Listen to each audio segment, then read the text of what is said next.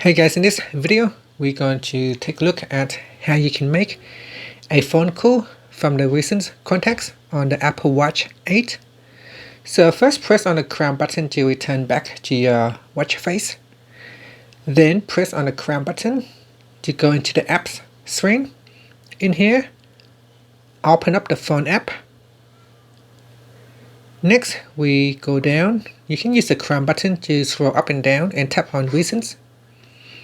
And in the list, go down the list and select a recent contact that you have been calling and tap on that.